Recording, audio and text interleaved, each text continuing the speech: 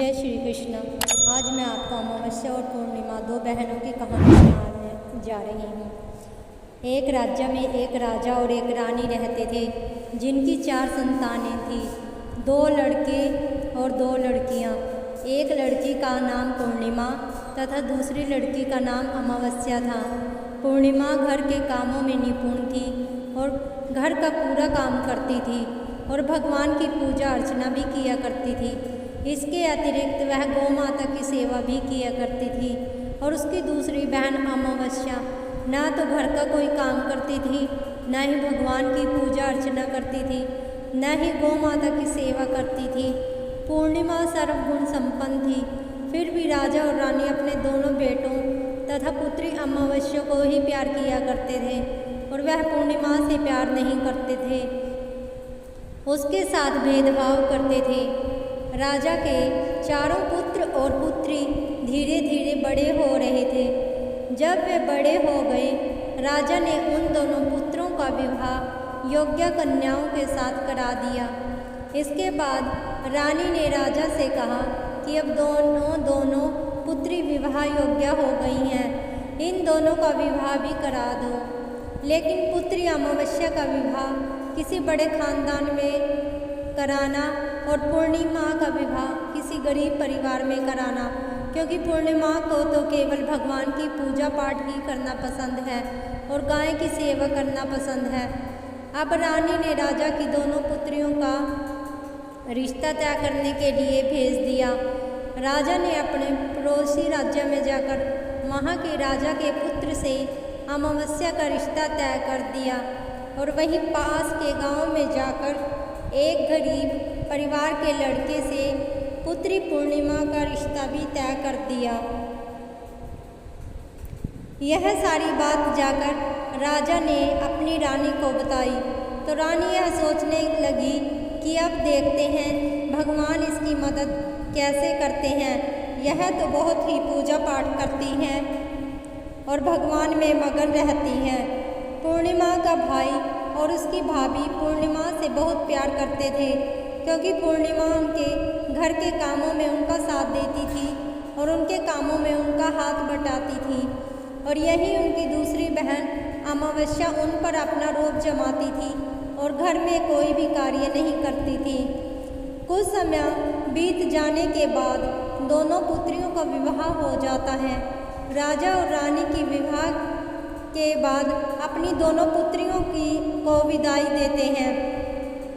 विदाई देते समय राजा और रानी पुत्री अमावस्या को बहुत सारा धन और दौलत देकर विदा करते हैं और पूर्णिमा को कुछ भी नहीं देते, खाली हाथ अपने घर से विदा करते हैं।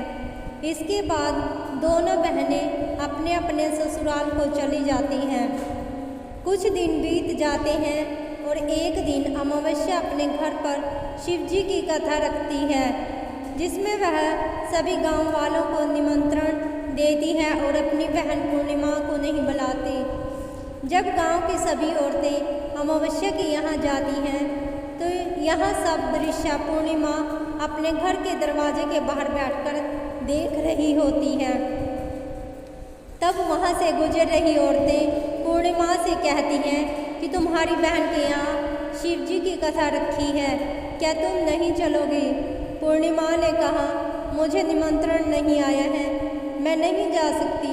सभी गांव की औरतों ने पूर्णिमा से कहा, बुलाया नहीं तो क्या हुआ, भगवान शिव की कथा है, तुम हमारे साथ चलो। गांव की सभी औरतों की बात मानकर पूर्णिमा भी उनके साथ भगवान शिव की कथा में अमावस्या के घर चली जाती है। जब अमावस्या की नज़र पूर्णिमा पर पड़ती है तो वह कहती है कि तुम यहाँ कैसे चली आई, मैंने तो तुम्हें बुलाया नहीं था। खैर कोई बात नहीं, अब तुम आई गई हो तो चुपचाप बैठी रहना। और यह कहते हुए अमावस्या में पूर्णिमा की गरीबी का भी मजाक उड़ाया। पूर्णिमा की आंखों में आंसू आ गए और रोते रोते मन में ही मन पूर्णिमा भगवान शिव से विनती करती रही, हे भगवान, क्या पूजा पाठ करना गलत है? गौ माता की सेवा करना गलत है? आखिर मेरी क्या गलती है? आप मुझ पर अपनी कृपा दृष्टि कब बनाएंगे? पूर्णिमा बार बार भगवान शिव से यही कहती रही। इतने में शिव की कथा पूरी हो जाती है और अमावस्या भगवान का प्रसाद बांटने लगती है। वह सभी लोगों को प्रसाद देती है, लेकिन पूर्णिमा को वहाँ प्रसाद नहीं देती। पूर्णिमा बिना प्रसाद के ही अपने घर लौट जाती है। रास्ते में वह यही सोचते हुए चलती है कि यदि बच्चे उससे कथा का प्रसाद मांगेंगे तो वह उन्हें क्या जवाब देगी। उसने सोचा कि वह अपने मायके अपने भाई और भोज के यहाँ चली जाएगी और वहाँ जाते हुए वहाँ बच्चों के लिए कुछ लेकर आएगी, वहाँ से आती हुई कुछ लेकर आएगी। ऐसे सोचते वहाँ अपने घर वापस लौट आई। घर वापस लौट कर आने के बाद अपने पति और बच्चों से कहती है कि वह अपने मायके जा रही है। पति ने कहा ठीक है, और कुछ समय के बाद पूर्णिमा अपने मायके के लिए रवाना हो जाती है। रास्ते में चलते चलते एक चबूतरा आया जिस पर तुलसी का पौधा लगा था। उस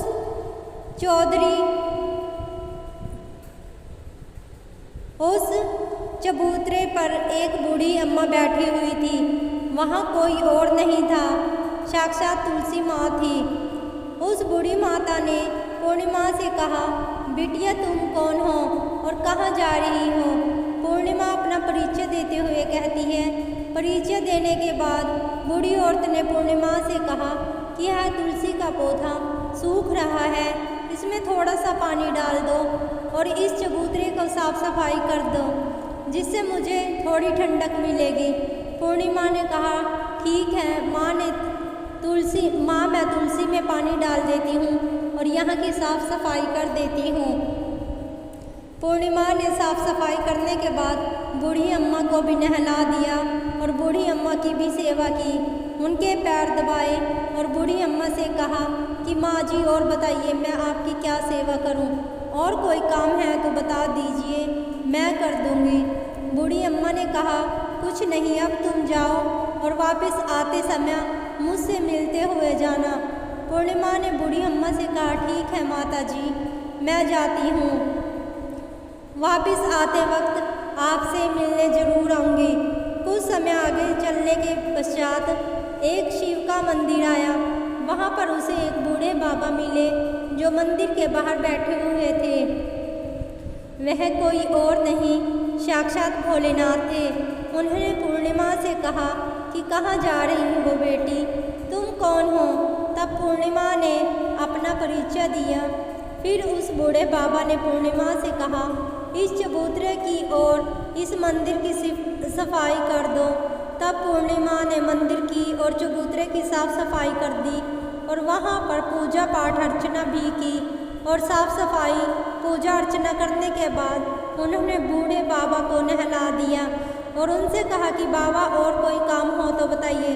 तब बूढ़े बाबा ने कहा नहीं बेटी, अब तुम जाओ और वापस आते वक्त मुझसे मिलते हुए जाना।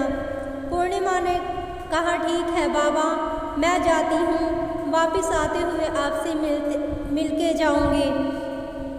आगे चलते चलते कुछ दूर चलने के बाद पूर्णिमा को एक काली माता जी का मंदिर दिखा। वहाँ भी एक बूढ़ी अम्मा चबूतरे पर बैठी हुई थी। उस बूढ़ी औरत ने भी पूर्णिमा से कहा कि बेटी तुम कौन हो, कहाँ जा रही हो? तब पूर्णिमा ने उस बूढ़ी औरत को भी अपना परिचय दिया। बूढ़ी औरत ने पूर्णिमा से कहा कि यहाँ पर सभी पूजा पाठ करने के लिए आते हैं, लेकिन मंदिर की साफ सफाई करने कोई नहीं आता, इसलिए तुम मंदिर की और चबूतरे की साफ सफाई कर दो। पूर्णिमा ने कहा ठीक है माता जी, और पूर्णिमा मंदिर की और चबूतरे की साफ सफाई कर देती है और पूजा पाठ भी करती हैं और माता जी का श्रृंगार कर देती हैं और उस बूढ़ी अम्मा को भी नहला देती हैं और बूढ़ी अम्मा के पैर दबाती है और कहती है सभी काम हो गए माँ जी, और कोई काम हो तो बताइए। बूढ़ी अम्मा कहती है कि नहीं बेटी, अब तुम जाओ, लेकिन वापस आते वक्त मुझसे मिलते हुए जाना। पूर्णिमा कहती है ठीक है, और वह आगे चली जाती हैं। आगे चलते चलते एक नदी आती है। वहाँ पर भी एक बूढ़ी अम्मा बैठी रहती है और वह कहती है बेटी तुम कौन और कहाँ से आई हो? पूर्णिमा ने उन्हें भी अपना परिचय दिया। बूढ़ी औरत पूर्णिमा से कहती है कि नदी पर स्नान करने तो यहाँ सब आते हैं, लेकिन साफ सफाई कोई नहीं करता, इसलिए तुम इस किनारे पर साफ सफाई कर दो। पूर्णिमा कहती है ठीक है माँ जी, और वहाँ की साफ सफाई कर देती है। उस बूढ़ी अम्मा के पैर दबाती है और कहती है माँ जी और कोई काम हो तो बताइए। बूढ़ी औरत कहती है कुछ नहीं बेटी, तुम जाओ, लेकिन वापस आते वक्त मुझसे मिलते हुए जाना। और वह नाव में बैठकर नदी के दूसरे किनारे पहुंच जाती है और वहां अपने मायके के घर पहुंच जाती है। वहां पर पूर्णिमा के भाई और भाभी उसे देखकर बहुत खुश हो जाते हैं और वे पूर्णिमा की बहुत खातिरदारी करते हैं और उससे बहुत सारी बातें करते हैं और कहते हैं बच्चों को भी साथ में लेकर आती तो बहुत अच्छा होता। अब कुछ समय के बाद पूर्णिमा ने वापस अपने ससुराल जाने को कहा तो उसकी भाभी ने उसके लिए एक साड़ी दी और खेलों में बच्चों के लिए कपड़े, खिलौने, खाने पीने की कुछ चीज़ें रख दी और कहा कि तुम बहुत दिनों बाद आती हो। पूर्णिमा की भाभी ने यह थैला पूर्णिमा के हाथ में दिया और कहा कि जाओ और जल्दी वापस आना। इसके बाद पूर्णिमा वहाँ से अपने ससुराल के लिए रवाना हो गई और उसी नदी के किनारे पहुँची। नाव पर बैठकर किनारे पर उतर गई। वहाँ पर उतरने के बाद वहाँ पर उसे वही बूढ़ी अम्मा मिली जो साक्षात गंगा मैया थी। उस बूढ़ी अम्मा ने पूर्णिमा को एक थैला दिया और कहा कि तुम इसे अपने घर ले जाकर खोलना। आप पूर्णिमा के पास पहले से बहुत ही सामान हो गया था। उन्हें लेकर पूर्णिमा वहाँ से रवाना हुई। कुछ दूर चलने पर काली माता का मंदिर आया और काली माता बूढ़ी माँ के रूप में विराजमान थी। उसने कहा बेटी पूर्णिमा ने कहा हाँ माँ जी मैं तो आ गई। काली माँ ने उसे एक थैला दिया और कहा तुम यह थैला अपने घर ले जाकर खोलना। अब पूर्णिमा के पास 3-4 थैले हो गए। तीनों थैलों को लेकर पूर्णिमा आगे बढ़ी। कुछ दूर जाने पर शिवजी का मंदिर आया जहाँ बूढ़े बाबा के रूप में शिवजी स्वयं विराजमान थे। बूढ़े बाबा ने कहा पूर्णिमा तुम वापस आ गई हो। पूर्णिमा ने कहा हाँ बाबा मैं वापस आ गई। बूढ़े बाबा ने पूर्णिमा को एक थैला दिया और कहा कि यह थैला तुम घर ले जाकर खोलना। पूर्णिमा ने कहा ठीक है। बाबा पूर्णिमा के पास 4 थैले हो गए थे। अब पूर्णिमा 4 थैले पहले को अब कैसे ले जाती। उसने एक पुरानी साड़ी निकाली और उन सभी थैलों को एक गट्ठा बना लिया और सर पर रखकर वहाँ से रवाना हो गई। कुछ देर जाने के बाद उसे तुलसी माँ बूढ़ी औरत के रूप में मिली और वह कहती है कि तुम आ गई हो पूर्णिमा। हाँ माँ जी। बूढ़ी औरत ने भी उसे एक थैला दिया और कहती है कि थैला अपने घर जाकर खोलना। पूर्णिमा कहती है ठीक है माँ जी। अब पूर्णिमा के पास 5 थैले हो गए। पूर्णिमा वहाँ से रवाना हुई तो वापस अपने घर पहुँची। पूर्णिमा ने अपने सामान को नीचे रखा और सबसे पहले अपने मायके का थैला खोलकर देखने लगी। उसमें बच्चों के लिए अच्छे कपड़े, खाने पीने की चीज़ें थी और कुछ गहने भी थे। पूर्णिमा ने कपड़े अपने बच्चों को दिए और खाने पीने की चीज़ें भी बच्चों को दे दी। बच्चे यह सब पाकर बहुत खुश थे। अब पूर्णिमा ने दूसरा थैला खोला जो उसे गंगा मैया ने दिया था। उसमें ढेर सारे हीरे जवाहरात, सोना चांदी आदि थे। इसके बाद अब पूर्णिमा ने तीसरा थैला खोला जो उसे काली माँ ने दिया था। उसमें बहुत सारा सोना श्रृंगार का सामान भरा हुआ था। इसके बाद पूर्णिमा ने चौथा थैला खोला जो भगवान शिव ने उन्हें दिया था। उसमें बहुत सारा धन संपत्ति भरा हुआ था और बहुत सारी खुशियाँ भरी हुई थी। इसके बाद अब पूर्णिमा ने 5वां थैला खोला जो उसे तुलसी माँ ने दिया था। उसमें चावल, दाल और 7 प्रकार के खाने के अनाजों से भरा हुआ था। अब पूर्णिमा के घर में किसी चीज़ की कमी नहीं रही थी। उसका घर धन धान्य से भरा हुआ था और परिपूर्ण था। अब पूर्णिमा और उसका परिवार सुख से जीवन व्यतीत करने लगे। अब पूर्णिमा के मन में विचार आया कि क्यों ना शिव जी की कथा कराई जाए और शिव जी की कथा में एक कार्यक्रम रखा। पूर्णिमा ने गांव के सभी लोगों को निमंत्रण दिया और घर घर जाकर सभी लोगों को बुलाया।